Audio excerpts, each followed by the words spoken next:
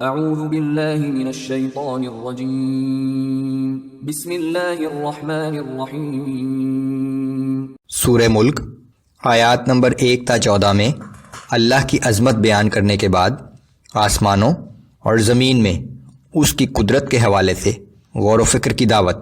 موت اور زندگی پیدا کرنے کی وجہ محض یہ تھی کہ انسانوں کا امتحان لیا جائے۔ شیاطین اور منکرین کا انجام دوزخ ہوگا، جو کہ بہت ہی برا ٹھکانہ ہے۔ منکرین کو جہنم میں جھونکے جانے کا منظر، اور منکرین اور جہنم کے محافظوں کے درمیان ایک مکالمہ۔ اللہ سے ڈرنے والوں کو مغفرت اور اجر و ثواب کی بشارت۔ اعوذ باللہ من الشیطان الرجیم بسم اللہ الرحمن الرحیم۔ تبارک الذی بیدہ الملک وہو علی کل شیء قدیر۔ بہت بابرکت ہے وہ ذات جس کے قبضے میں سارے جہان کی سلطنت ہے اور وہ ہر چیز پر قادر ہے۔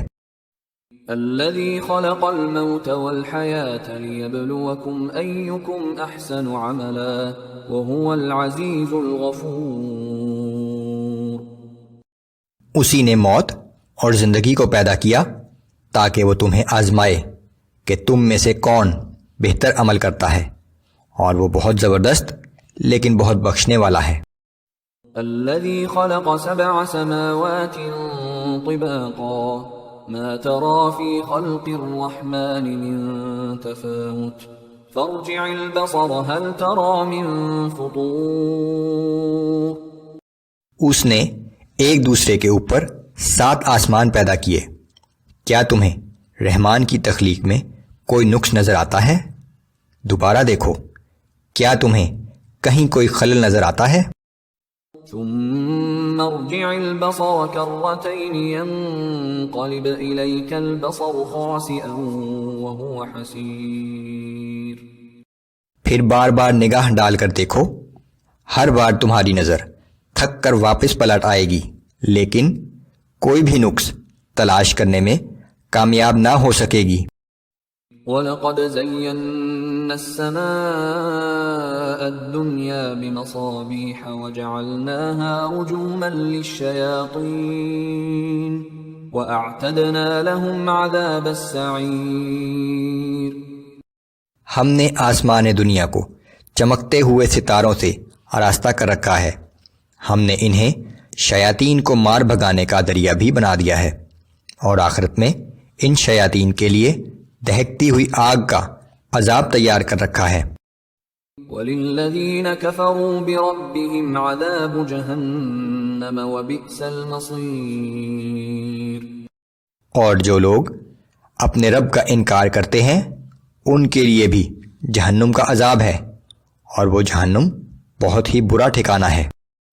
اذا القوا فيها سمعوا لها شهيقا وهي تفور تكاد تميز من الغيظ۔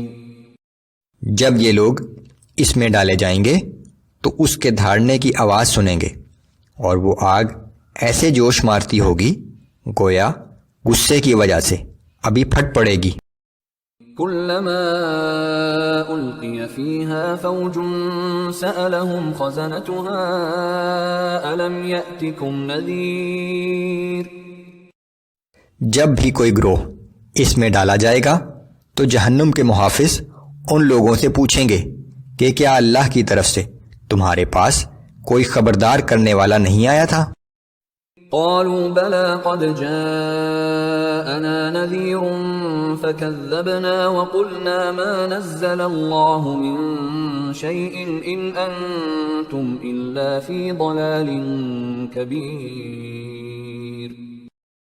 وہ جواب دیں گے کہ ہاں، خبردار کرنے والا ہمارے پاس آیا تو تھا، مگر ہم نے اسے جھٹلا دیا اور کہا کہ اللہ نے کچھ بھی نازل نہیں کیا ہے، بلا شبہ تم بڑی گمراہی میں پڑے ہوئے ہو۔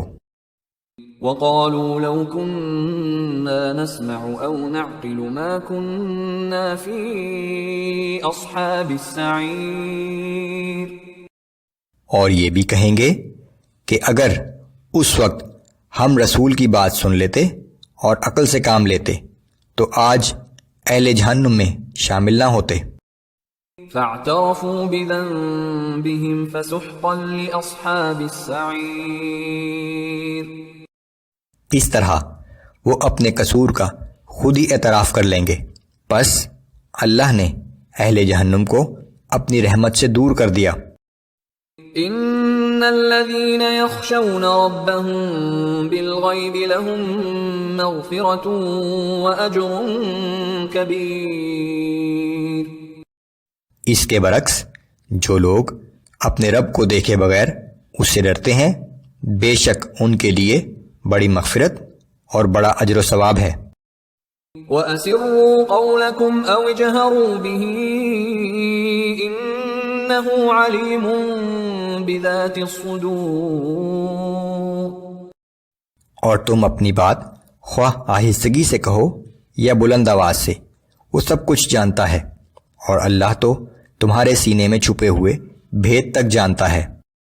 أَلَا يَعْلَمُ مَنْ خَلَقَ وَهُوَ اللَّطِيفُ الْخَبِيرُ۔ کیا وہی نہ جانے گا جس نے پیدا کیا ہے؟